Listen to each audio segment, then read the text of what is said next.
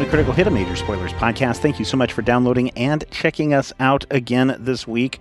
We are so glad to have so many of you sticking with us through almost 500 episodes. Yeah, think about that. When's the last time you had a Real Play podcast get close to 500 episodes? When's the last time you did 500 of anything? I mean, seriously. I mean, 500 calories is pretty easy to knock out. Oh, I can knock that out in my sleep. Yeah. You mean to ingest or to get rid of? Oh, I don't burn a little calories. bit of both. I just store them for later. And then they're like transmogrified into pure jokes, which is, how this whole thing works. Wait, so if we cut off your... No. No.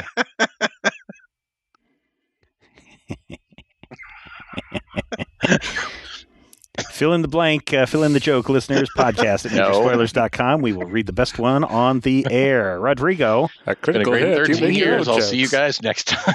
We are on the Bleak Forest Island. That's right. And you are... who are you planning on seeing here? The bronze guy. No, the Great Tiger. I mean, the Great Tiger. We already saw the Bronze Prince. Yeah, the Bronze Tiger from the comic books. No Bronze Tiger. Stop it. We're here to see Tony. No. He's great. Oh, that's terrible. This time it wasn't my fault. Not my fault. I want it on the record. It's fine. That is something that I recognized was a very real possibility. And in fact, I almost made that joke myself on Twitter, but I figured I'd let everybody give somebody else the opportunity to have it. I'm honestly surprised it took us this long. Yeah, that said, shut up, Rob. And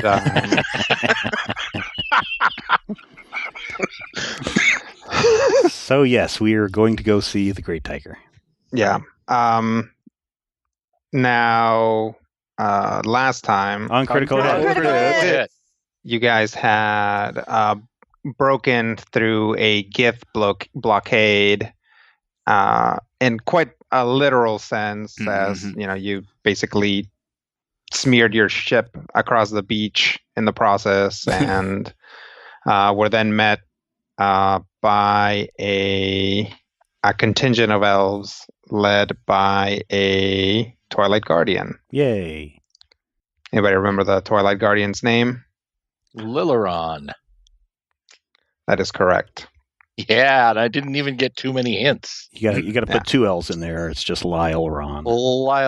No, it's Lileron. Yeah, otherwise it's Lileron, and that's just like a mechanic's name. It's more fun to imagine it being said by Tom Brokaw. Lileron. The Twilight Guardian coming out in one of those jumpsuits with the little oval tag on his name that says Lileron. Yep. Wiping his hands on a rag. Hey, how you doing? Backwards hat. Yeah. I'm here to protect this island. How you doing? Sorry. When I get to that Great Tiger's gonna, that'll run you about $300. Sorry. Anyway. That was a rare Steven one right there, ladies and gentlemen. I'm sure now that you guys have gotten the jokes out of your system, we will have no further interruptions. Yep. That's right. I'm serious. Yeah, too. That's definitely going to happen. Yeah. Anyway, that was my one. Yeah. So on Critical Hit, you guys are taken back to the fortress. And where you are given some space to rest up, and Lileron says that he will take you to see Great Tiger in the very, very early morning, basically just past the or before sunrise. Sounds good. Mm-hmm. Then I think we'll rest, because we got into a pretty drag-out fight/skill challenge. We did. Sounds good. What are you guys doing with stab-ums? Oh, yeah. It's a good question. Well, we can't send him away because he's in our employ, and that will make Twilight Guardian pretty nervous. Can we have him be on guard, outside our wherever we're staying? Sure. As long as you're clear about what that means. Yeah, that he should alert us if anyone comes to see us, but he should not attack anything or leave the proximity of our building.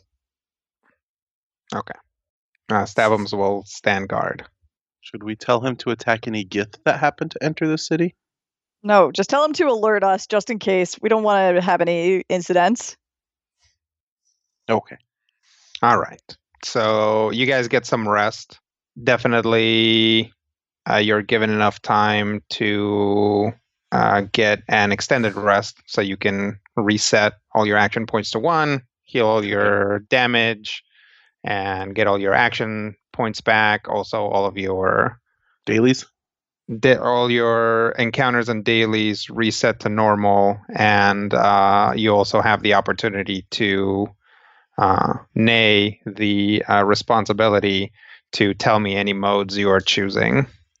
Laraj and Eladir. Okay. Can I have a power twig, Brian? Sure, I'll give you the floating +2.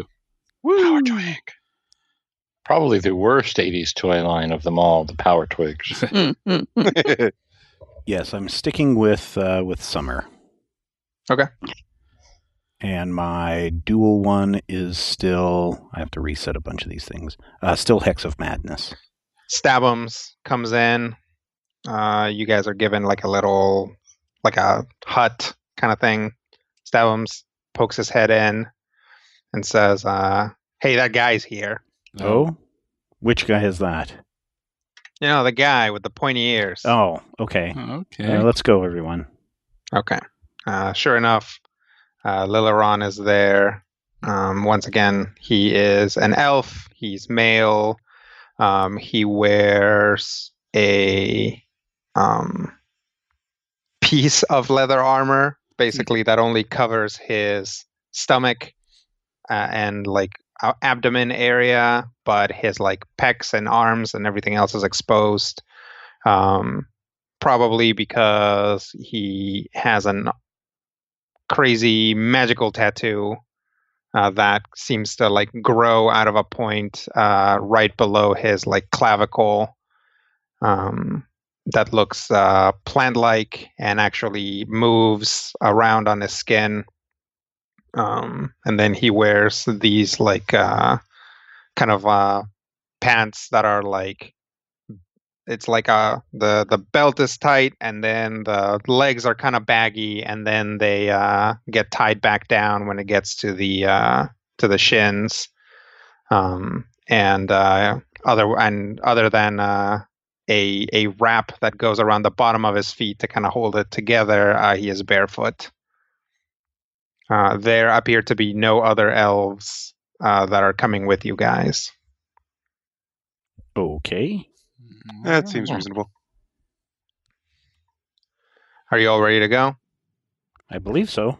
I would say we are. There is much traveling to do, so I suggest that you get whatever rations you need together, and then I'll wait for you at the edge of camp. Okay. Sounds good. So we grab some rations from the ration wagon. Mm-hmm. And some flasks of water. Right? Just take all. You can get a couple skins. There we go. We'll do that too. Just dump the entire continental breakfast into our bags of holding.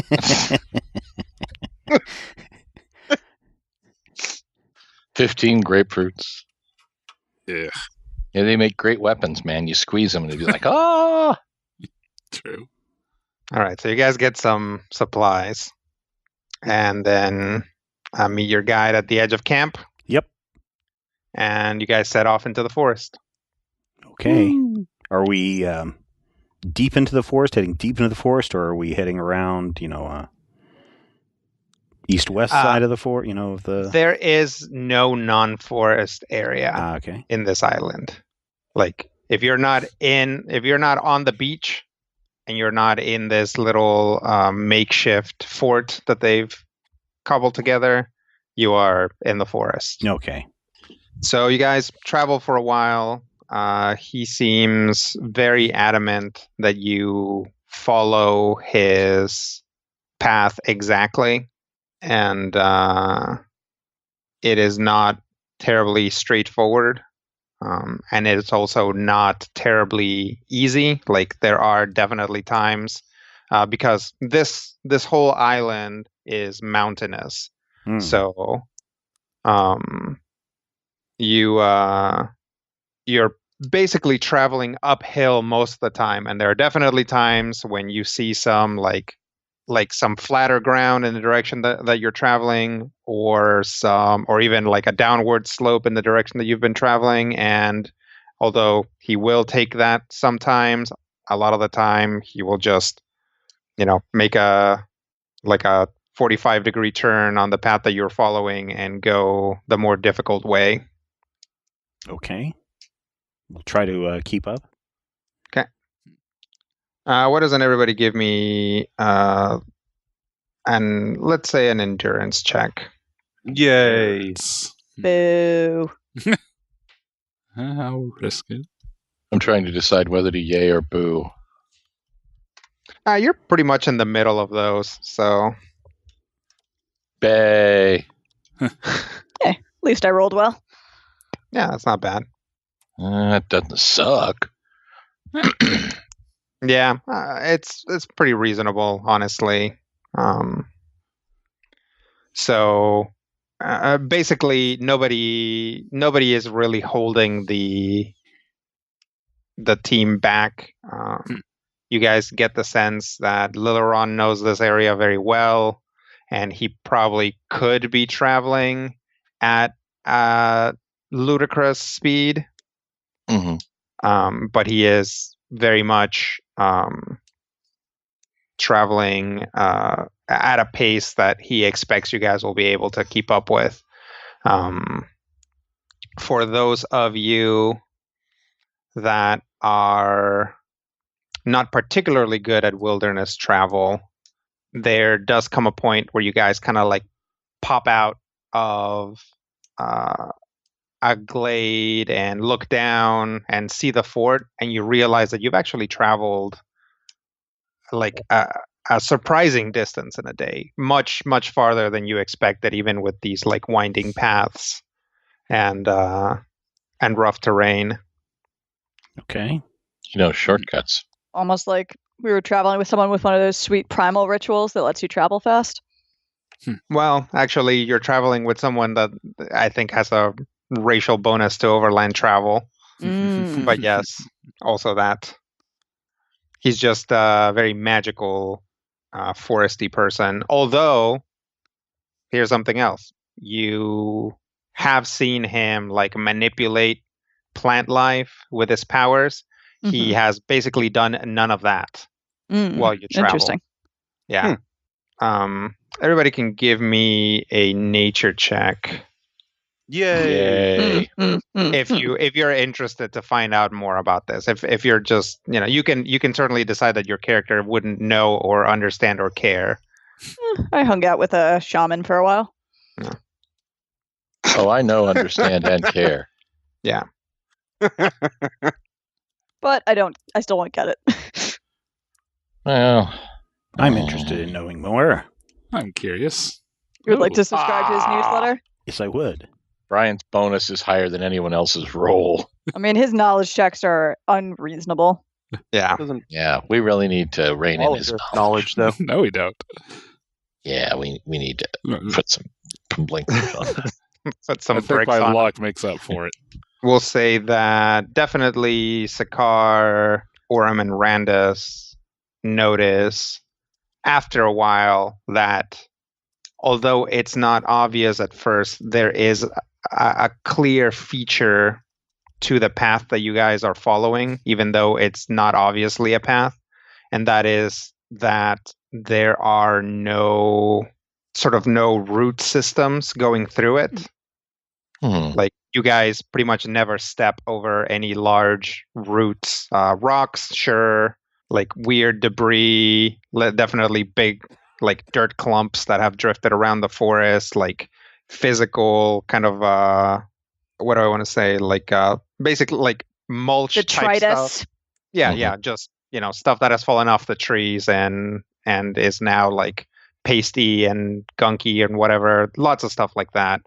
But you guys start to notice that whatever path that you're on, the trees are staying away from it. Interesting. So is it that no roots make a path, or is it a path with no roots? Do you say that out loud? I don't know. I probably do, actually. Ruminating to myself. Yeah. He will look over his shoulder and say, "No, this is an old path."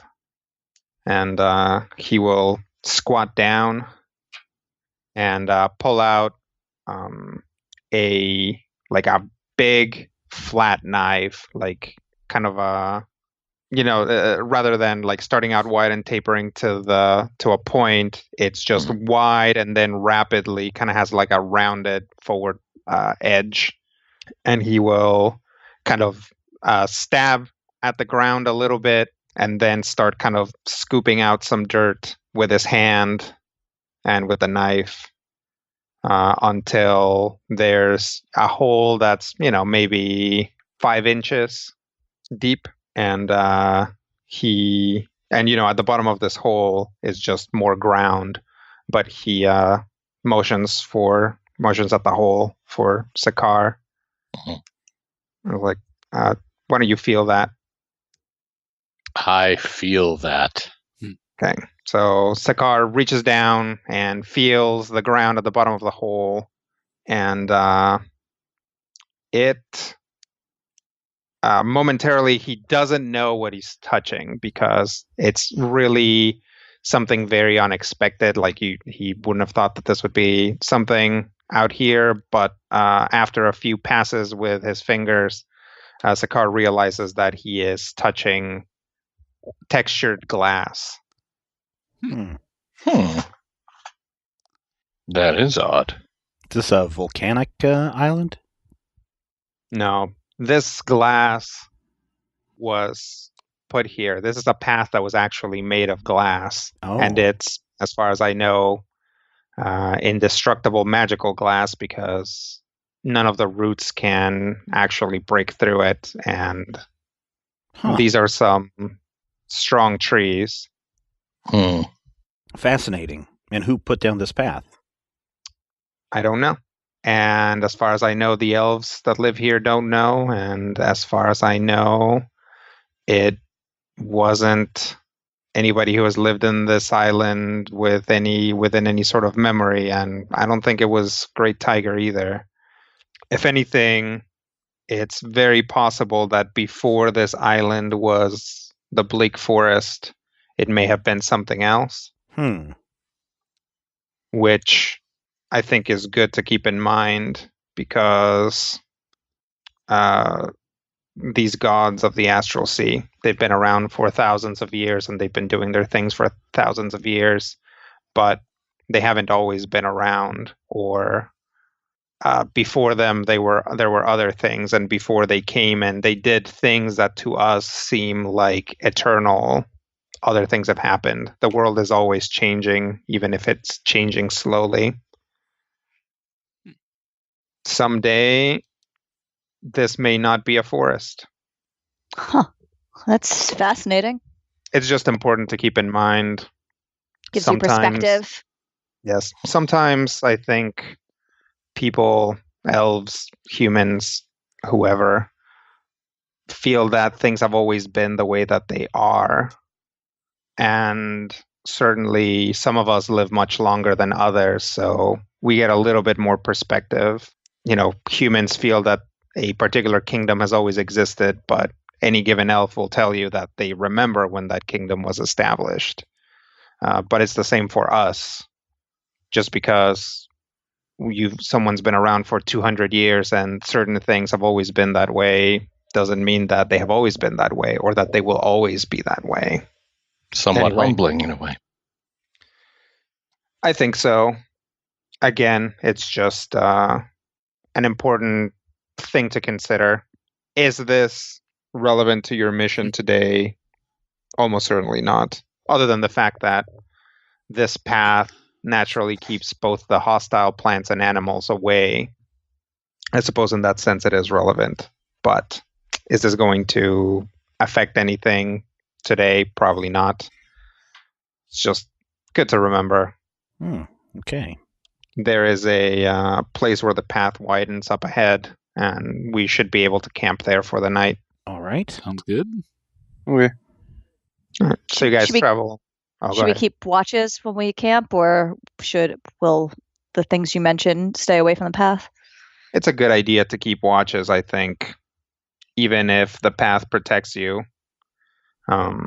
If for no other reason, that it's good to have someone just keep track of the time.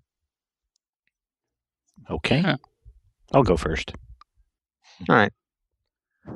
So you guys travel for a little while and eventually do get to a place where you're basically on a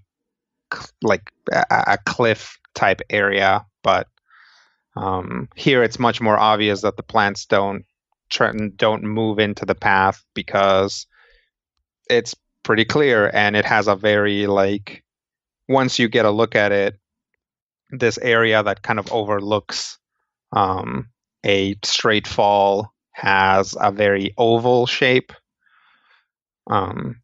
So it, immediately it doesn't look like somebody built this, but once you kind of take a step back and have a look at it, it's yeah, clearly this is just like a big old balcony that somebody, like a literal overlook that somebody put here.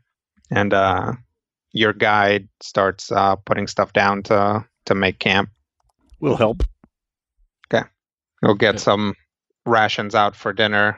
You guys are probably all pretty tired because you've been traveling literally all day. Wouldn't be the first time. Yeah. You get a ration, and you get a ration, and you get a ration, and you get a ration. Oh, joy. Orem Winfrey. You don't get a ration. Aw.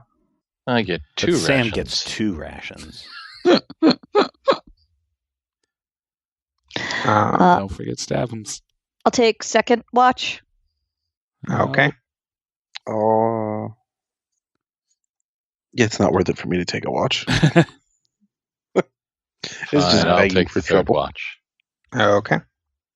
When he's setting stuff up and kind of getting some rations together for dinner, Laron is so anybody have any stories?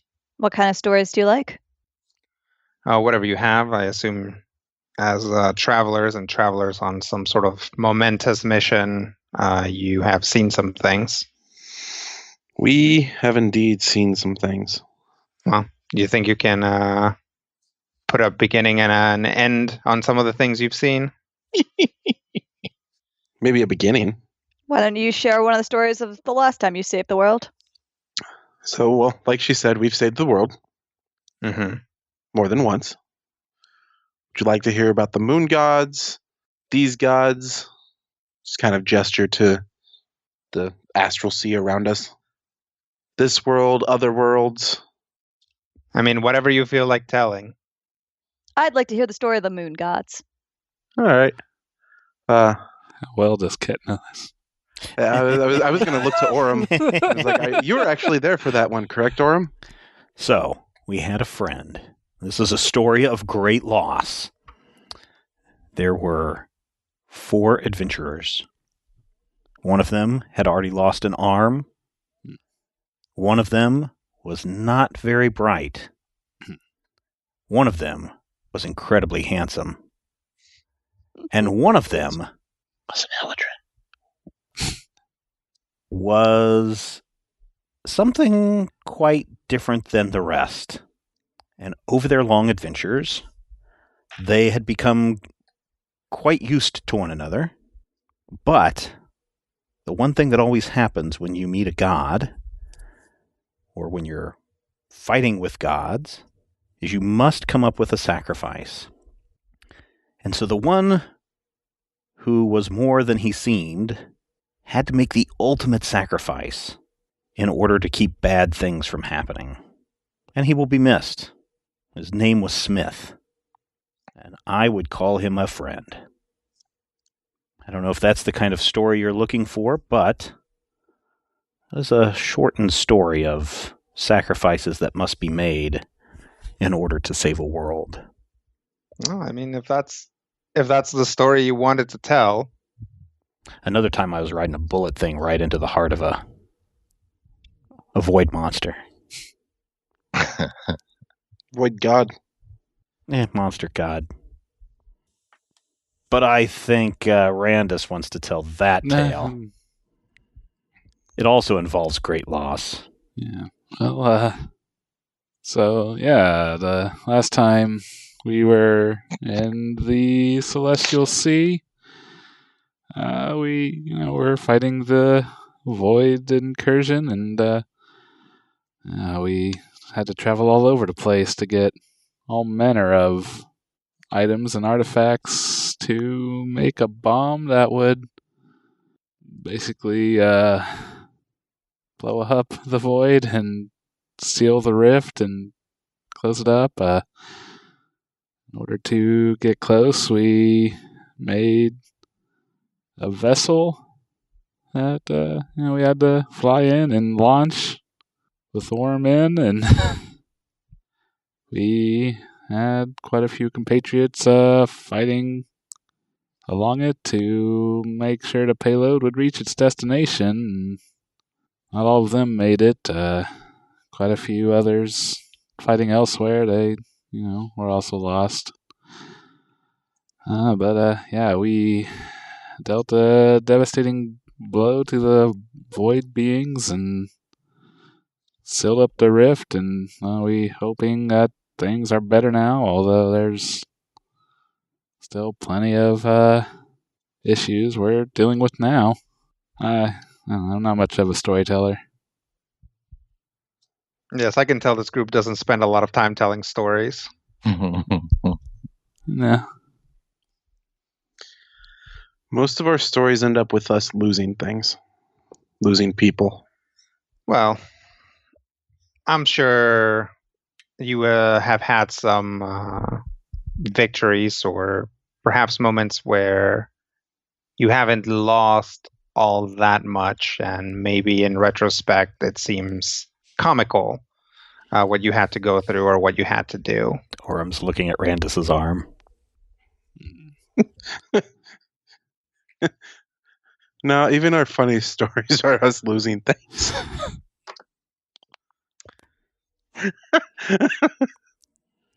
For example, once we were in a tower and there were some exploding skeletons, and you would think that, we would know better than to be around exploding skeletons. That was the first time I'd ever encountered an exploding skeleton. And that's how Randus lost his arm. And then we met some robots who built him a new arm.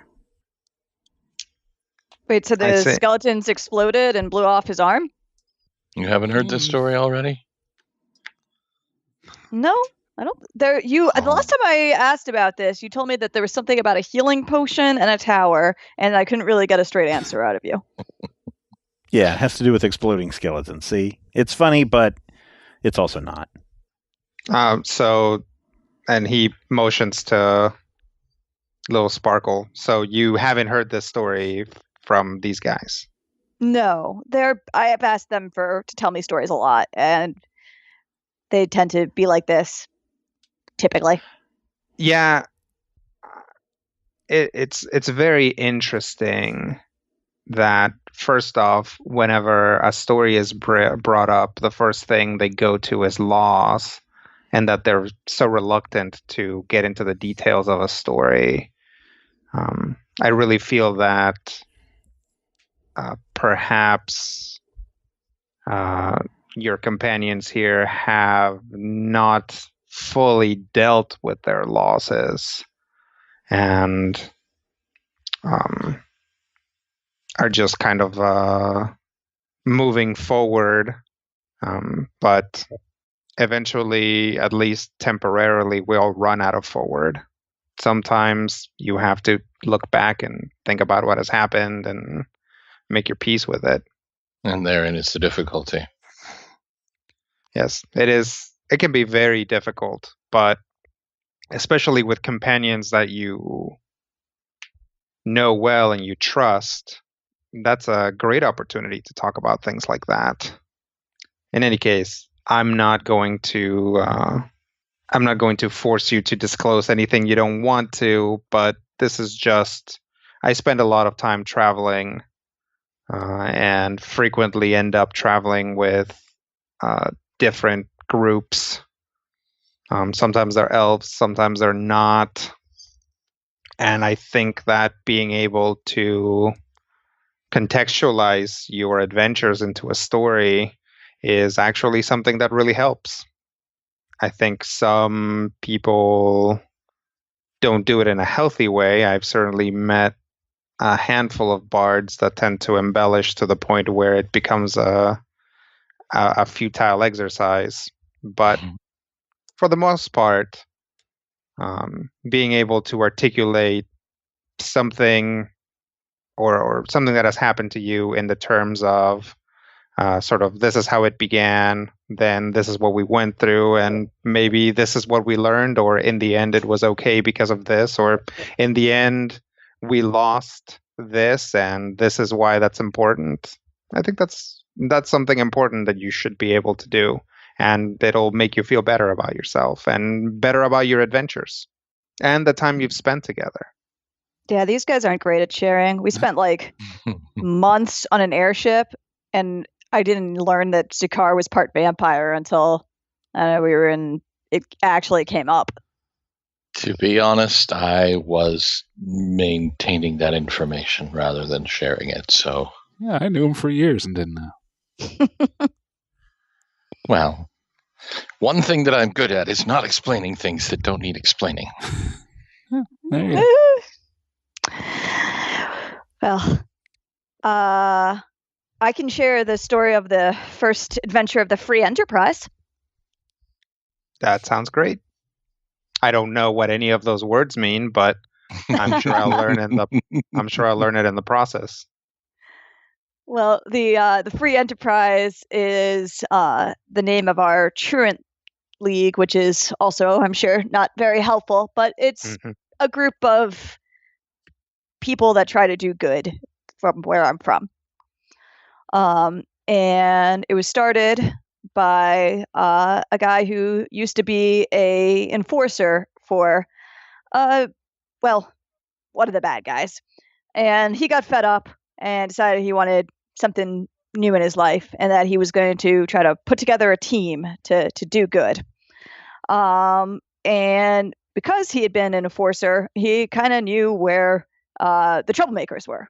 And so that's basically where he started, was he got together a Minotaur shaman who was like to stand on street corners in the Minotaur slums and rile people up against the guilds, and that's like, I don't know, government, but also business somehow fused together.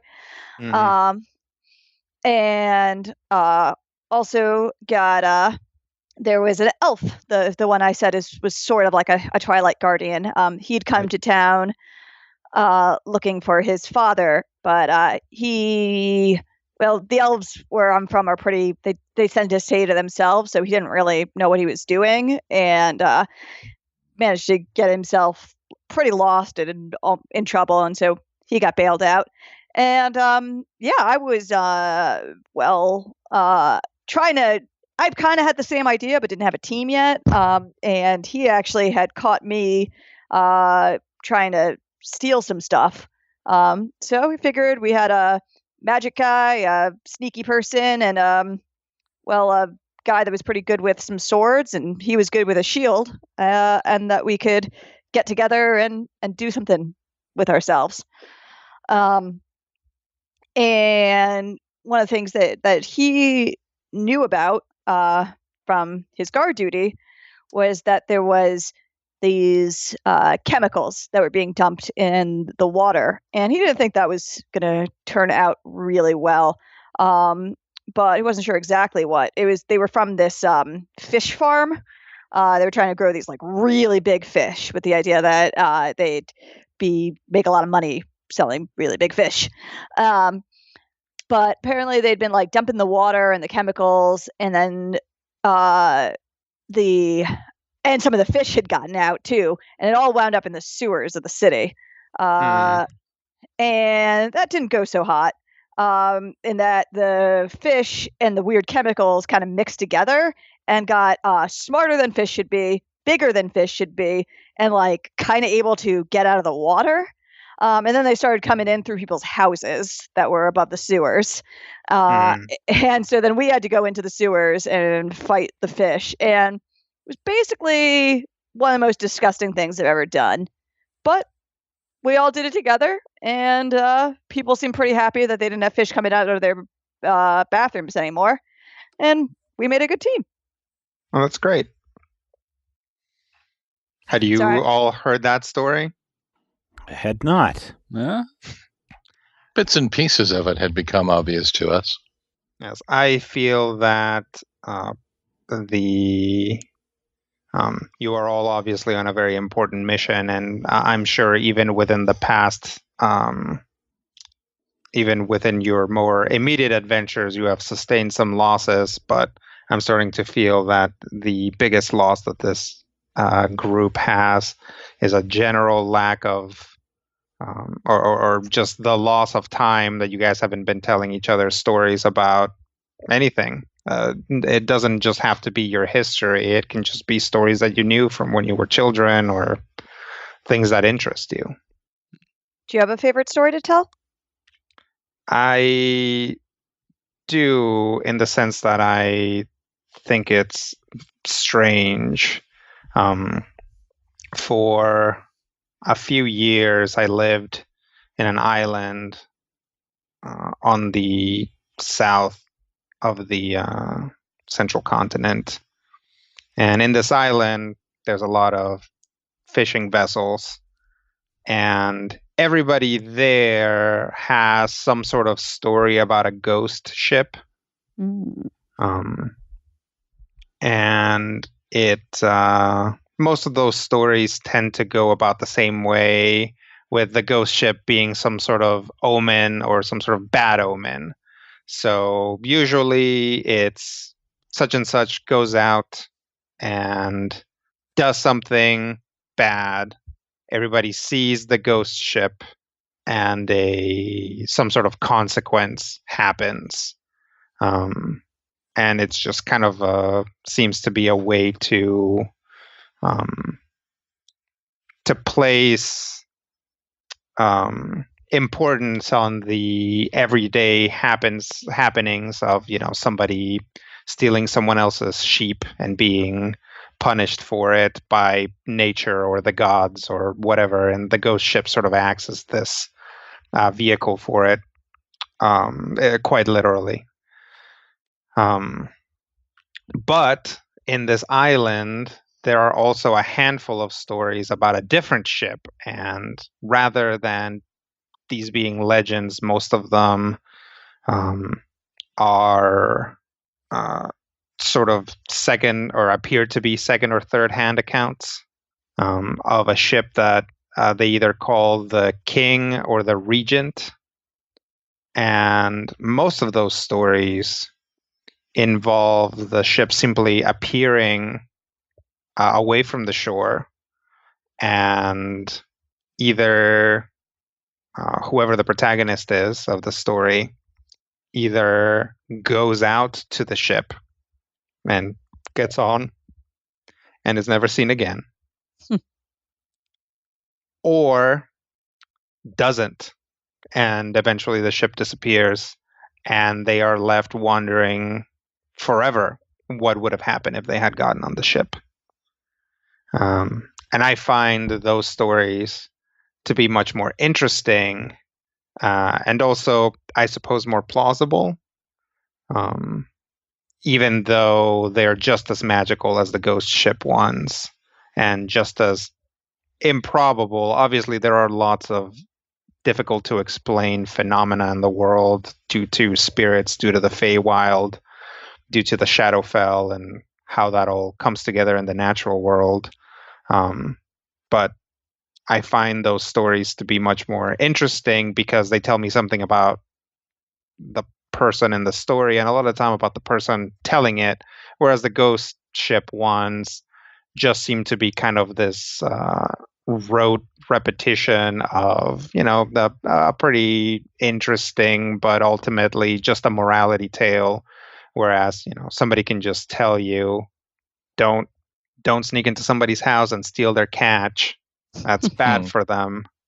But this idea of, nobody knows what the regent or the king, what the ship is.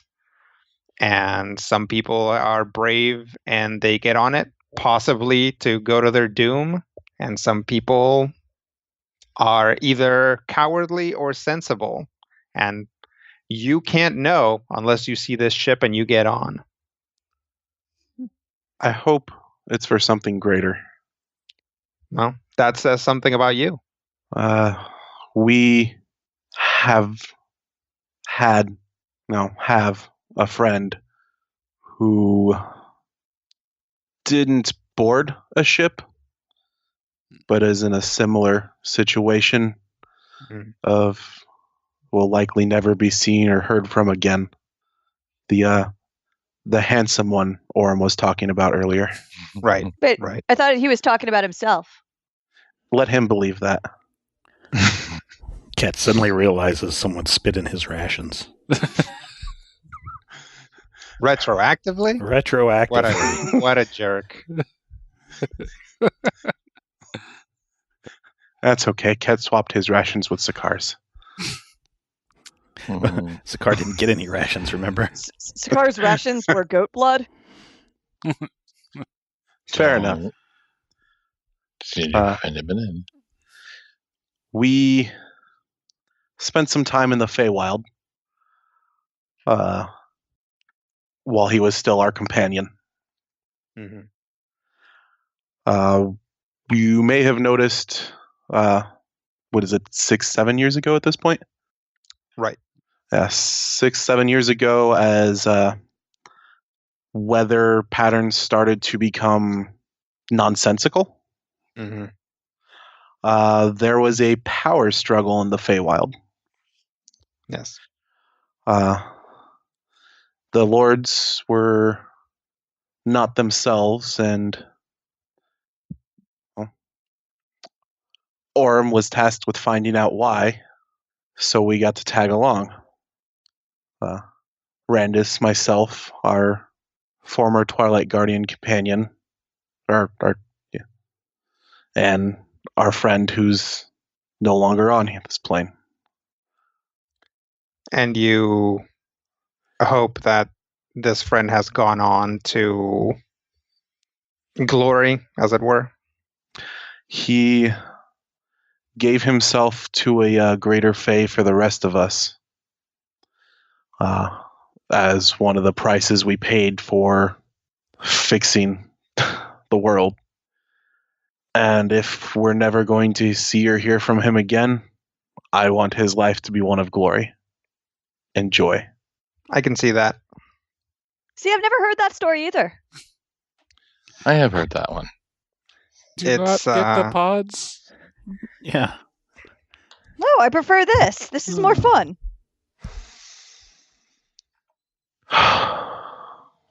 It's more immediate. Yes, and I suppose that's partially why it doesn't happen very often. It does sound like you have dealt with some loss, and telling stories makes you closer to people. So there's probably a reason why I'm going to guess campfire is set. Most of you go to bed. one of you stays up for a while, and then only absolutely essential information is passed on. Pretty much. Again, it sounds like you have been very successful in your adventures, despite having had some serious losses. So I don't want to mess with your system. But I would say consider telling stories to each other. Otherwise, the parts of your adventures that are like this night, where you are not fighting and you are not suffering and you are not having a great success in your adventure, all start to blend together. And it's just a series of people peering into the darkness and eventually going to bed. I like that philosophy. As do I. Oh.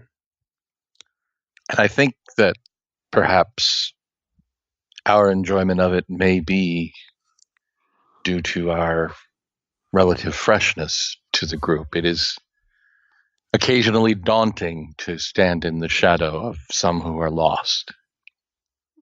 I've seen a lot of loss myself. Most of the people I talked about, half of them aren't alive anymore. But talking about the happier times is, well, it's how they still live. Yeah, that's right. Mm-hmm. In a way, by talking to our new companions with stories about our old companions, we both honor their memory and expand the group. Because now your new companions know about your old companions, and through that know a little bit more about you and about what you've been through, and are more understanding of it. I'm sure you all have plenty of disagreements and arguments, and knowing what someone else has been through is a great way of resolving that, or sometimes of not even starting those arguments, of thinking to yourself, well, here we are in a, I don't know, terrible haunted swamp, and such has a history with haunted swamps, and that's probably why they're so on edge. If you know that story, and rather than getting in their face about it, you know that maybe they just need a little bit more space, or holy water, as it were. Wait, this place is haunted? This is not. I think it's a metaphorical, terrible metaphorical. haunted swamp. Right. Also, I believe this is more jungle than swamp, but still. The terrible haunted swamp of the soul. The lowland areas closer to the center are somewhat swampy. I mean, and I suppose it also depends on your definition of haunted, because some of the creatures here do sort of blur the line between living creatures and spirits. That does happen. But no, we are not. Technically, we are not in an actual haunted swamp. Oh, okay. Let me word through that for a moment. Spirits are a pain to deal with. More of a haunted forest, really. Yes. As I'm sure you can see if you are to, in fact, peer into the darkness for long enough. And he kind of motions, it's like on one side you have a cliff, and on the other side you kind of have this forested hillside. And yeah, I mean, you have a fire going, but if you look through it, there's an almost comical amount of like glowing eyes looking back at you from the forest. Stare into the darkness, and the darkness is staring back at us. Yeah, I'm not wild about this, and it's not because I have a particularly bad baggage involving creepy forests. It's just I much prefer being in cities. You get used to it. Yes. Well, I am the opposite. But yeah, I found that to be true of most elves. Yes. Although you will find that if you meet a few Twilight Guardians tend to be different from other elves. That's kind of why we end up taking the mantle, is because usually Twilight Guardians are elves that don't fit in very well and also are exceptional in several ways. But if you meet a Twilight Guardian, you should expect that they're not exactly a standard, and he makes a little quote fingers, a standard elf, as it were. But in that sense, I am like most elves in that I prefer to be outside of cities, especially human cities. They tend to be built in a way that's not very harmonious. It's just a very like straightforward utilitarian way. I know, and you can always find what you're looking for. I suppose that's true. Yeah, but sometimes what you're looking for finds you. That's And that way can- more true in a city. Yeah, sure. What you're looking for finds you, that's even better. It comes right to you. It's like getting food delivered. Take it from me. Or bad guys. Well, then why? I mean, if the bad guys you want come to you, oh, you're saying like before you're ready to talk to them or deal with them? That's usually how it went on the beat. Or stab them. You cannot underestimate the occasional need of stabbing. No, I'm pretty clear on the need for stabbing. I think cities and forests both have their Glances at charms, Stebbins. their upsides. I don't know if I would choose one over the other, which I think probably says as much about me as it does about cities or forests. Yeah, that's Sure. weird. I don't think it's weird. Not having a preference between cities and forests? Why would you have to choose? Why should you have to choose? Why prioritize one over the other? You can travel from one to the other with equanimity. Well, usually not very easily. I It's guess difficult. there are some cities that are right near forests, but not usually big cities. Transitions. There are transition points. You see, where I come from, stories are very seldom happy, but they tell you things sometimes that you need to know, or perhaps things that you need to learn. My family has a tendency to tell stories that are more Cautionary tales. perhaps or representational of possible outcomes. My mother used to tell a story about a man who was a harvester, essentially. Without knowing the language, I can't tell you the name, but the name essentially is the old man who harvests. And one day while harvesting, he found a perfect glowing golden stalk. And when he harvested the stalk, what he found inside was a tiny little girl child. And of course, he was an old man, had never had children of his own, so he took the tiny girl child home, and he and his wife raised her as their own, and they named her basically the beautiful princess of the stalk. I'll teach you the language later. It's very complicated, lots of L's. But he also found that as he was raising his daughter, occasionally he would come across additional stalks, and he'd cut them down, and additional golden stalks. And inside the stalks, there would be a little piece of gold, a little bit of gold that he could then use. And eventually, he was rich because he kept coming across gold in the stalks. And he raised his daughter. She became incredibly beautiful. All the men in the kingdom wanted to come and ask for his daughter's hand.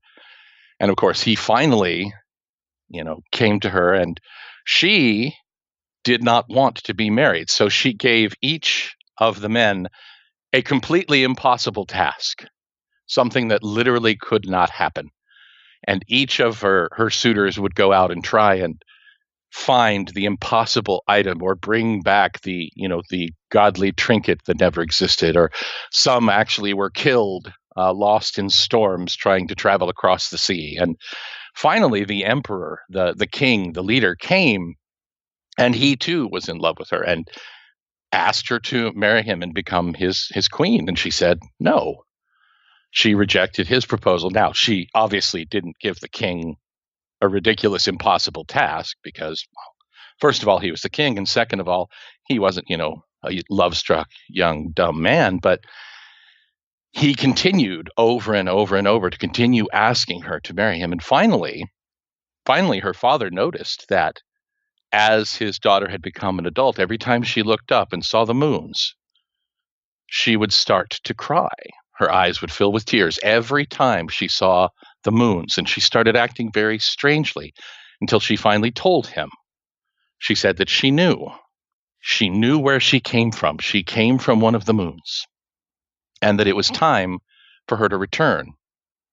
She was sent to him to protect her from a terrible ongoing battle of some sort, a celestial crusade, if you will. And now, with that war being over, it was time for her to return home.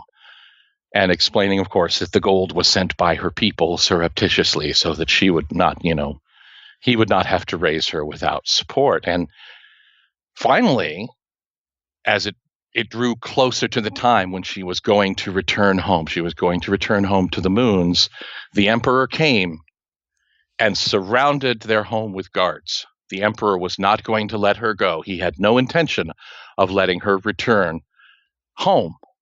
And even though there was no way for her to leave, she disappeared, and she left behind apologetic notes to her father, to her mother, and to the emperor. And she left behind the one robe that she had worn throughout her life, the one robe that she loved, and a tiny bottle. And the bottle had a note indicating that it was a bottle of immortality, was an elixir of life, and she wanted the emperor to have it. And of course, her parents, heartsick, her parents both finally died from broken hearts, some say, depending on who's telling the tale. And the emperor, he read the story, he read the note that she had left him and saw the tiny bottle, and he was overcome with his sadness. And he asked the wisest man that he could find what high place is closest to the moons. And he went to the top of that highest peak. And he took the small bottle, and he took her notes, and he took her robe, and he burned them at the top of the peak in the hopes that the smoke would reach her wherever she was. And it is said that somewhere in the Northern Kingdom, you can still see smoke from that burning rising from the top of the mountain to this very day. Not, as I said, a tale with a happy ending, but I think if you understand that story, you may understand my family. Yeah. It's there's definitely a lot to unpack there. Wait, so vampires come from the moon? Metaphorically, dear. Vampires come from the northern continent. And vampire is not the... Never mind. Language is always such an entertaining concept. Well, did you all like his story? Yeah, it was sad. That's interesting. Perhaps more melancholy than sad. I mean, every life has sad moments. Every life has happy moments. And if you're lucky, you remember the one more than the other, but you never forget either. Yeah, but it's sad that her parents died of sadness. I mean, that they couldn't live without her. And it's sad that she didn't get to choose what she wanted to do. Mm-hmm. It is interesting where the story places its emphasis. You come from a noble family. Yes. So there is a lot of emphasis on sort of this on nobility, obviously, with the emperor becoming a main character, and with sort of the inevitability of things. There's a war. She's going back, and even someone with power, with political power, is not able to stop it. So maybe it's a fable for Little Princess. Mm. I heard a similar story where there was a couple that couldn't have kids and they made a child out of snow. But then when the winter ended, they lost their child. I think I've heard that one. Make a child, you say. Oh, you've awakened Warden Duthane's curiosity. No, Geppetto. Now, don't think that's what your mom had in mind when she asked you for an heir. Hear him out. I mean, you were quite enamored of that homunculus that we found. Imagine. Oh, it's so adorable. Can you make me one? I can probably make something. A small army of snow golems. Well, I don't want a Could be small army. That sounds extremely unwieldy and scary. But, maybe just like a little thing with like a sword and shield that could like follow me around and just, I don't know, mostly just be cute. Or but like if it could like sneak around in the back and like stab someone in the ankles when I like needed it to, that'd be pretty useful. Maybe. I'll have to think on that. I mean, like, Ket's got like 5 pets, That's very true. He does not like to be alone with his thoughts, I think. I don't think I've been able to be alone with my thoughts for a few years. But would you say that's by design? I don't know anymore. See, the storytelling idea is actually a good one. I think so. It's educational. Mm. It it gets you talking. It allows you to have conversations that you wouldn't otherwise have. Like, for example, we got to talking about the difference between living in a city and living in the forest, right? That all came about from a discussion of stories. Mm. It's just different sorts of trees is all. No, and that you can't get noodles in a forest. But you also cannot catch butterflies in the city. Both of you are wrong. Why am I surprised at that response? Wait, do you have like some noodles on you? No, but I can find what I need to make noodles in the forest, depending on the forest. Where do you think most plants come from? Well, I mean, like, noodles are made from stuff that comes off the farms. Do you think farms were created from whole cloth? Well, in the southern continent, mostly they were. Did you think those? Did the guilds create those plants out of nothing? I mean, to find nothing, like, I guess there was probably like some base plant that made the flower but it's been like alchemically engineered for so long that I think if you tried planting it in the forest, it would either wither up and die, or I don't know, turn the entire forest into more of it. Depending on the strain. Yeah, there's a decent amount of grains in most forests. They wouldn't exactly be the same noodles that you have in the city. And therein lies the rub. Yeah, I mean, I love trying new things, but, I also like having my corner noodle shop. You can also spaghettify many gourds. It's the age-old question. Is it better to make your own boots from an animal you've captured, or to buy the perfect pair from someone who makes them better than you? Definitely that one. Definitely buying boots. Unless, I guess the best boots are sometimes the ones that you've stolen that were like a prototype boot that someone else was building for their elite soldiers, because they're not available in any store. Those are the best boots, typically. What if your mad scientist just makes them for you? I mean, that ring you made me is great. So if you want to make, I'm pretty happy with my boots. They, like I said, I stole them from some prototype shop, and they're I'm pretty into them. But if you can improve on the design, I would take you up on it. I have many strengths, but cooking and making boots are not among them. Cooking is one of mine, depending on what it is you're cooking and what your tastes are. Yeah, what do you like to cook? Well, generally, dead animals. And you don't cook them for very long. Are you just talking about lighting things on fire or actually lighting things on fire that you then intend to eat? Well, I mean, is there really a difference? Yes, there's really a difference. Most things that, like if a coil operative with a flamethrower, lights someone on fire, I'm not going to eat them. I'll have you know that those flamethrowers are nothing more than a coarse approximation of the true primal power of the fire. I feel that they are. I hesitate to use the word abomination because, frankly, it's too many syllables. But more than that, it much like the discussion of cities and forests, whether you're channeling the fire through your device or through your hands, I think is less important than what you do with it.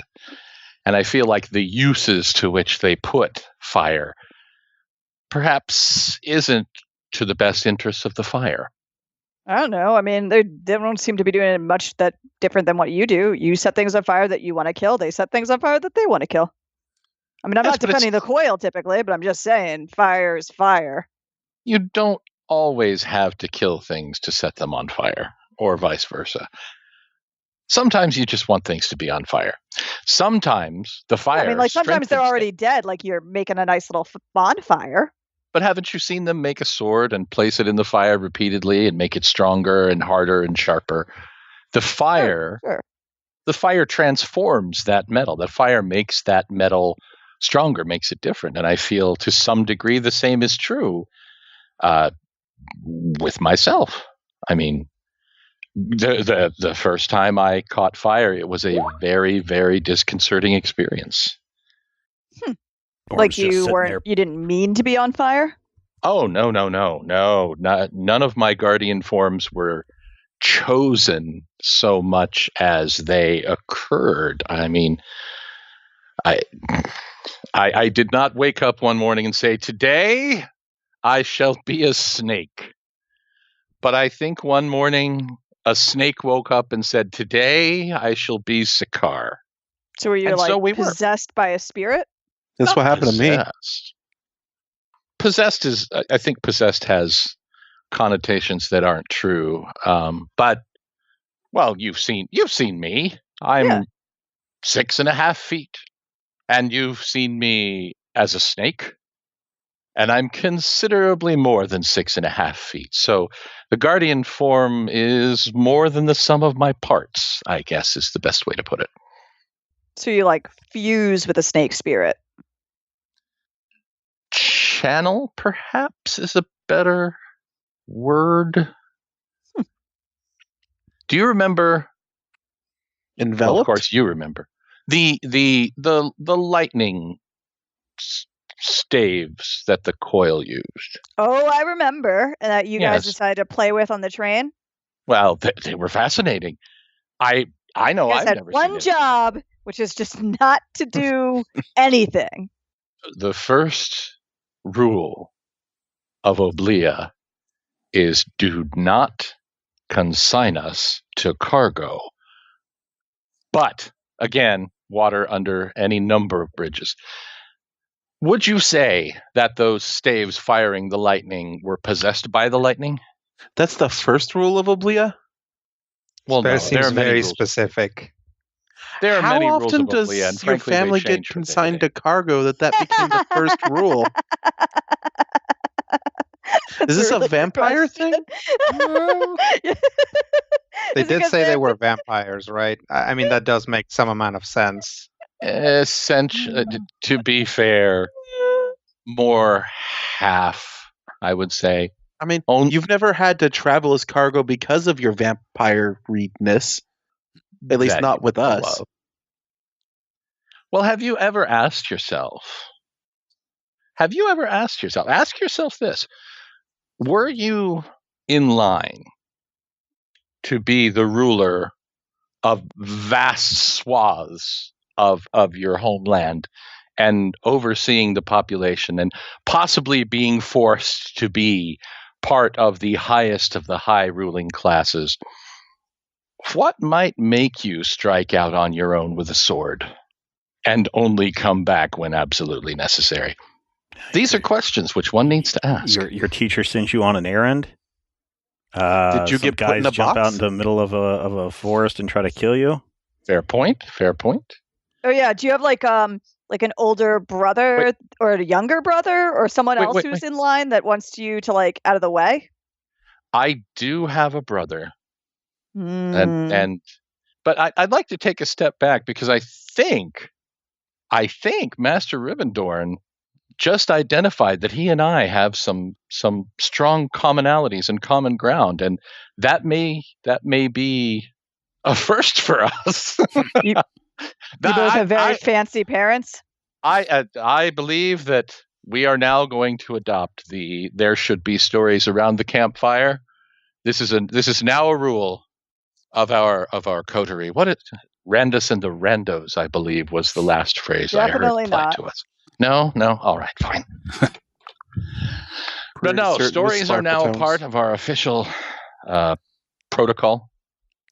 Also, getting back to your metaphor, in the case of the lightning rods, again, I'm not exactly sure how they work, but if they work on the same principle as the trains themselves, then they actually might contain very tiny elementals. There you go. I think the easiest way to establish it, or the easiest way for me to explain it, and again, explanations for me tend to be more about feeling true, feeling correct than being true. So your explanations tend to be more lies? Not lies, no, not in the least. They're very true. It's simply a matter of, your noodles. Yeah. When you wake up in the morning, you go about your day. At what point do you decide that you feel like noodles? When I'm hungry. Exactly. But how do you decide that it's noodles you want? Just like, I guess I think about like how hungry I am and when like what I ate recently and like what sounds good. Do you devote a great deal of energy to what sounds good, or does it simply come to you? Do you see a noodle shop and think noodles would be good? It depends on the day. Usually it's more like that. Sometimes I'm like, I don't know what I want to eat. There's so many options. Exactly. That is being a warden.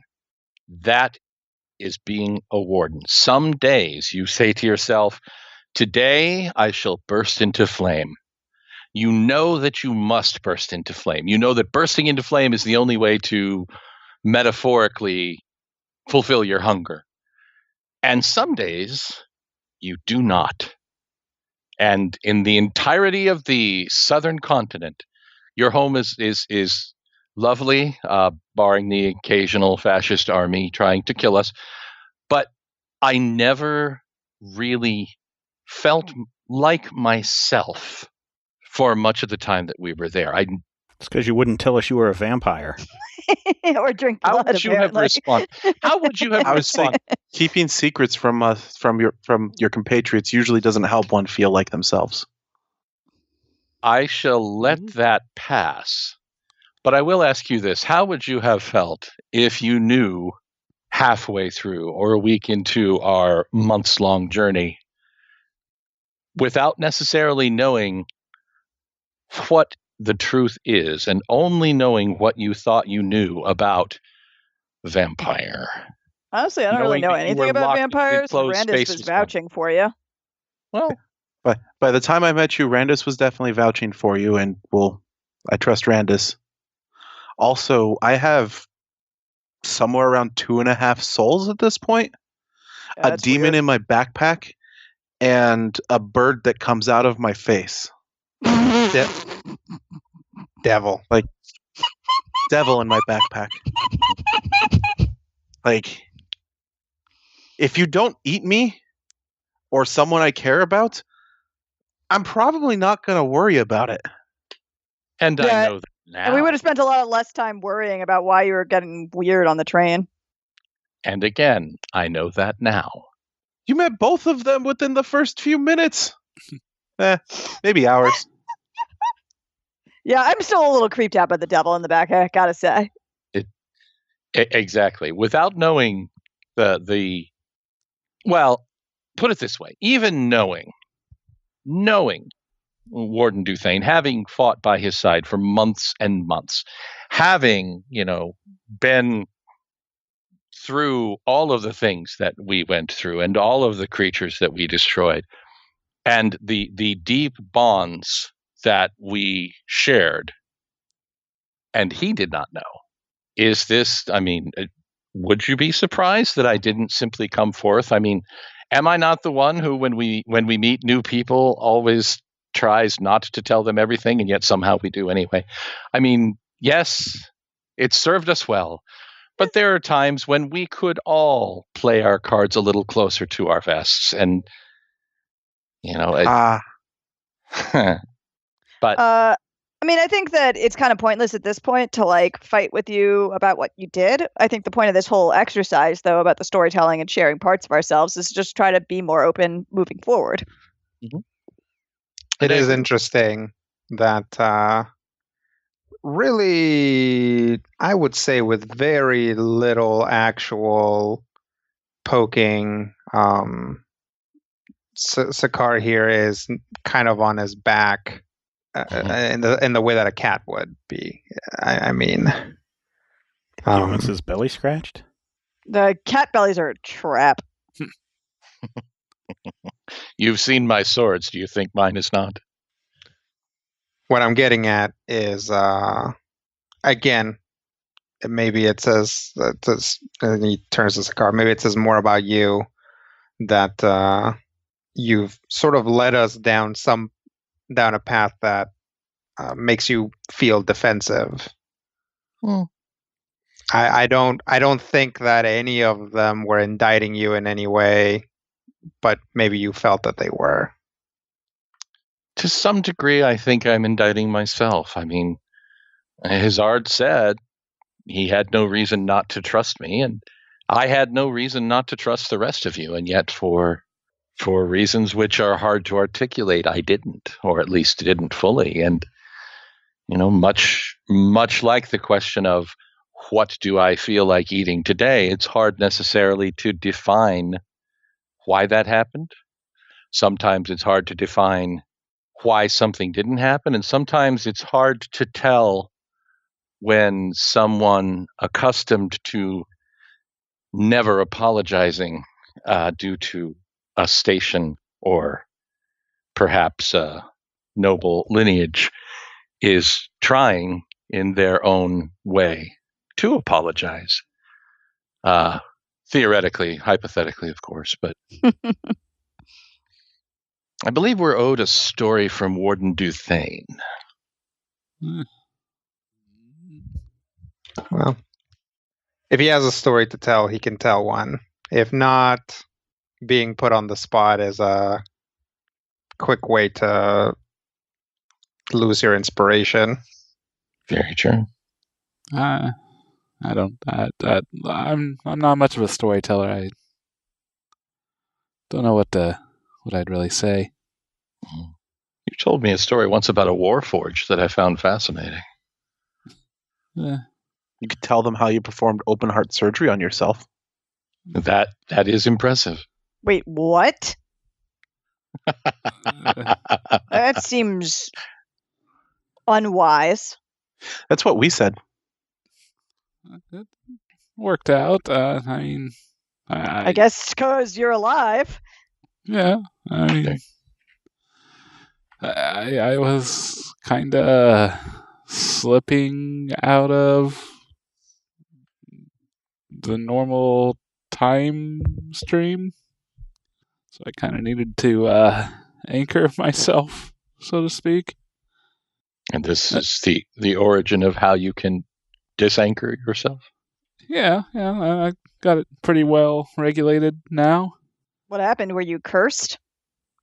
It was a mishap with one of the artifacts, Penelope's chronometer that we had to get for the void bomb. Oh, A curse would explain how unlucky he is sometimes. Well, maybe. I would not rule out a curse. I have some experience with cursed artifacts, and sometimes you don't realize at first that the reason that every dangerous thing in the entire world is drawn to you is because you continue using the artifact. Maybe. Another story for another time, but Yes. Well, I think now that you've sampled what storytelling can bring to your group, now's probably a good time for us to actually strike our watches. Yeah, it's been a long day. it has. I will take first watch as well. All right. Yeah, we'll get some rest. Sleepy time. Stavums is just sitting there wondering why nobody asked him to tell a story. Aw. Oh, that's so true. Now I feel I so forgot bad. he existed. Oh, we are terrible, terrible pet owners. Tomorrow night we'll hear the epic story of Stavums. And all the stabbing things. There was a thing, and I stabbed it. All right, so Orm stays up. Everybody else goes to bed. Yep. All right. Well, unless there's anything you want to talk about. Yeah. Okay. So, Twilight Guardians, Mm-hmm. do you get together? Do you have gatherings? We do, but it is first off, it's a very rare thing, and second, attendance is never very good because You're all busy. yeah, we're always out doing something. I didn't know if you had ever met our friend Trell. No, but I think I've heard of her. Okay. Certainly, if you're the ones who set the Feywild aright, then I certainly have. Yes. Okay. I was just curious. I think that's it. All right. Well, don't wander out of the Overlook. Nope, I won't. Have you ever done an Yes. analysis of this glass stuff? No, I'm not really much for analyzing Does it break? compounds. Does it break at all? Not that I've seen. I think Wow. it's pretty much indestructible. Okay. If there is something that could break it, I mean, it could just be that it's enchanted in such a way that natural forces don't affect it. But I mean, I hit it with a knife and it didn't even chip a little bit. Uh-huh. How did you get? How did you find yourself on the island? I came here because I was seeking those that needed help, and I found this population. Okay. Do you travel often between the planes? I probably travel between planes more than other Twilight Guardians, but most of my time has been spent in the natural world. I have been to both the Astral Sea and the Feywild before. Okay. What you think of the Feywild? It is a fascinating place. I think it's very interesting to see the makeup of your group. Your companion, Little Sparkle, seems to be a very grounded person, somebody who thinks in very much in absolutes. So I can tell that maybe she has not spent a lot of time in the Feywild, where having a feeling about something can both make it true and also prevent you from accomplishing other things. Right. It's a place where metaphorical things can have very real consequences. All right.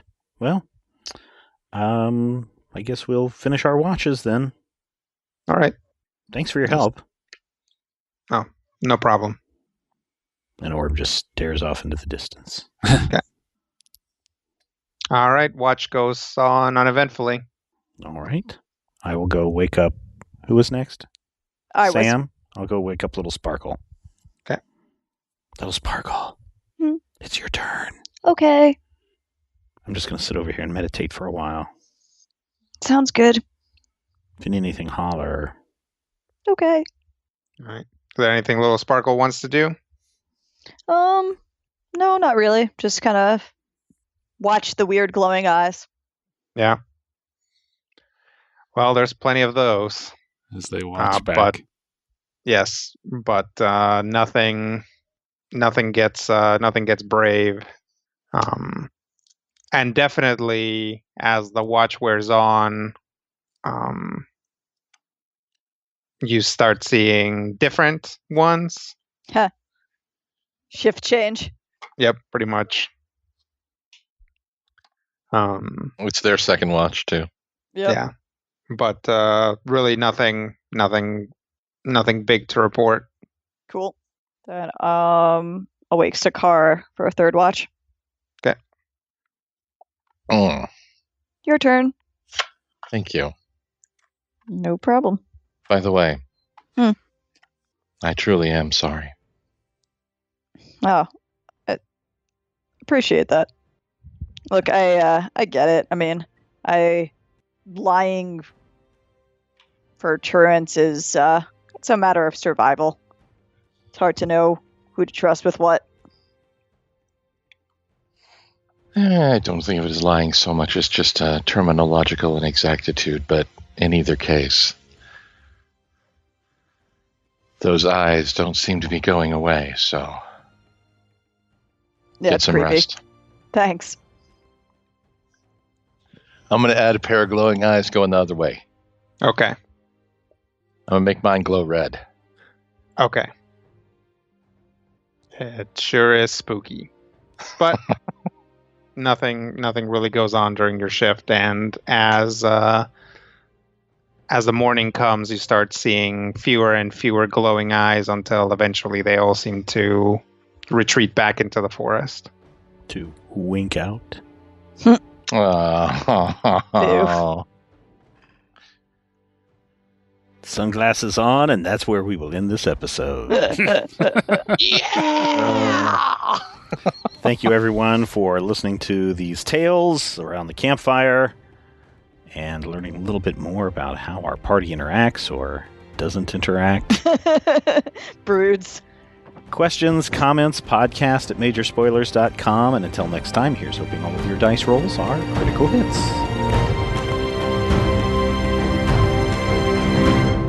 This podcast is copyright 2019 by Major Spoilers Entertainment, LLC.